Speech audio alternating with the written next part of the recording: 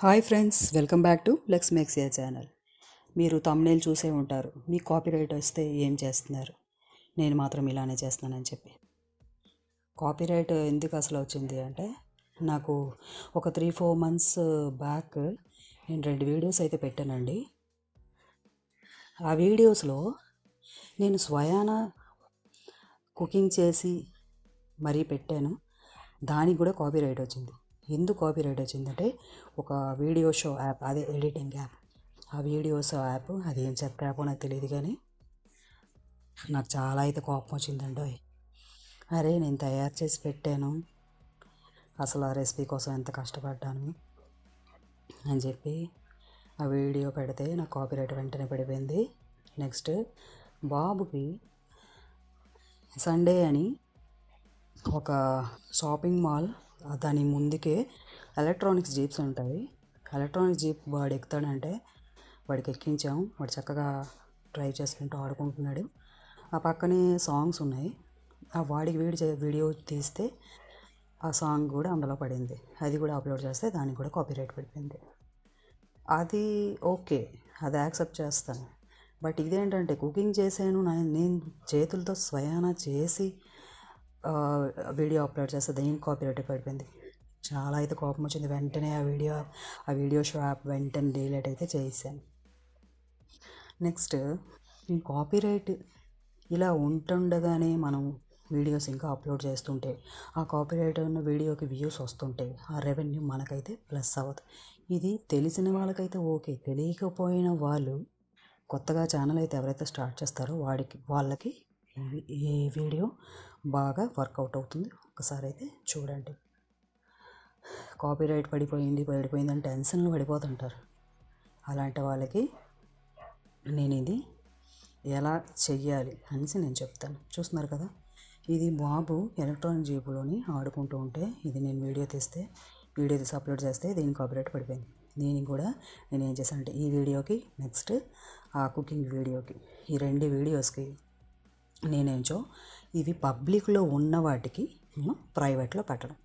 It's very simple అండి, ఏం లేదు. ఇలా పెట్టేస్తే ఏంటంటే దీనికి వ్యూస్ రావు. ఎందుకంటే ప్రైవేట్లో ఉంటుంది కాబట్టి మనమే చూసుకుంటాం. పబ్లిక్ చూడదు, ఎందుకంటే మనం ప్రైవేట్లో పెట్టాం కాబట్టి పబ్లిక్ చూసే ఛాన్స్ అయితే మనం ఇవ్వం. వ్యూస్ కూడా పెరగవు. ప్లస్ ఎవరి ద్వారా మనకు కాపీరైట్ అయితే అయ్యిందో వాళ్ళకి కూడా రెవెన్యూ పడదు. ఎందుకండి, మన ద్వారా వాళ్ళకి ఎందుకండి రెవెన్యూ ప్లస్ అవుతుంది? నాకైతే నచ్చలే. మనమైతే ఇంత కష్టపడి అయితే మనం పెడతాం వీడియో. అసలు ఛానల్ స్టార్ట్ చేసే వాళ్ళకి ఏంటో, దీని యూట్యూబ్ ఛానల్ ఏంటో తెలుస్తుంది. ఎందుకంటే మనకు చాలా వర్క్ ఉంది. యూట్యూబ్ ఛానల్ అంటే ఆ వీడియో ఎడిటింగ్ చేయడం, దీన్ని స్టిక్కర్స్ పెట్టడం అని, అక్కడక్కడ సబ్స్క్రైబర్ బటన్ పెట్టడం, బెల్ ఐకాన్ పెట్టడం, అన్నీ మనం పెడతాం. మనకు తెలుస్తుంది మనం వీడియో ఎలా ఎడిట్ చేయాలి అన్నది. సో అలా అని చెప్పి నేనైతే ఈ వీడియో ఏవైతే కాపీరైట్ పడిపోయో వాటికి నేను ఎడిటింగ్ అయితే, వీడియోస్ యాప్ అయితే నేను డిలీట్ చేశాను. నెక్స్ట్, నేను ఎలా ఎడిట్ చేశానంటే, యూట్యూబ్ స్టూడియో ఉంటుంది. ఆ యూట్యూబ్ స్టూడియో అయితే మనం ఆన్ చేసుకొని, మనం ఇంకో విషయం ఏంటంటే, థంబ్నెయిల్ చేంజ్ చేయడానికి కూడా యూట్యూబ్ స్టూడియోలోనే మనం ఎడిటింగ్ చేసుకోవచ్చు. ఓకేనా ఫ్రెండ్స్? తెలియని వాళ్ళ కోసం నేను చెప్తున్నాను. తెలిసిన వాళ్ళైతే స్కిప్ చేసేయవచ్చు, ఏం ప్రాబ్లం లేదు. నెక్స్ట్ ఏంటంటే, మనం వైటీ స్టూడియో అయితే ఓపెన్ చేసి, మనం ఏ వీడియోకి మనకి కాపీరైట్ అయితే పడిందో ఆ వీడియో మనం ఎడిటింగ్ చేసుకొని పబ్లిక్లో ఉన్నదానికి మనం ప్రైవేట్లో పెట్టేస్తాం.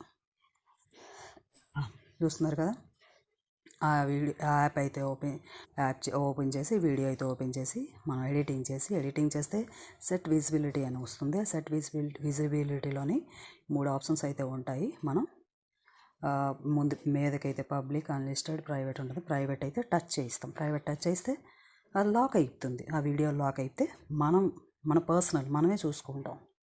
వేరే వాళ్ళు చూడరు. మరి చూసే ఛాన్స్ మరి మనం వాళ్ళకి ఇవ్వము. వాళ్ళకు కూడా రెవెన్యూ పడదు.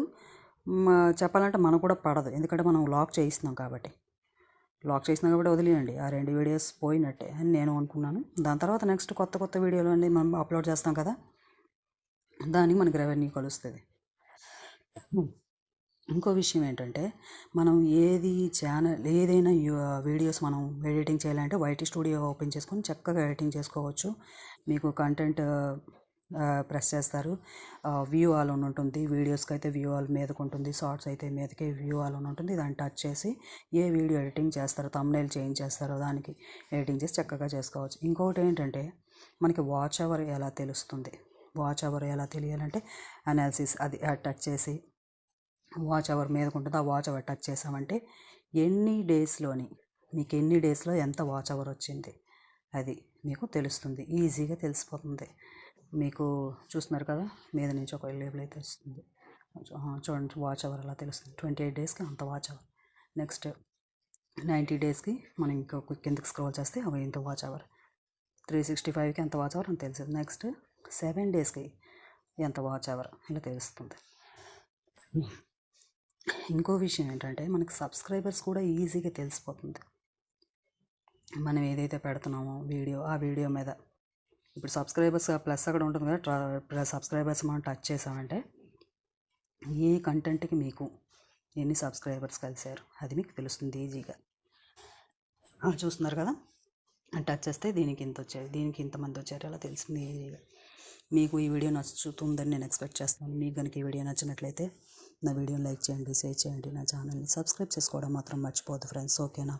ఇంకో కొత్త వీడియోతో మీ ముందు ఉంటాను. నేను మీ లక్ష్మి ఎక్సే ఛానల్. Thanks for watching. ఉంటాను ఫ్రెండ్స్, బాయ్.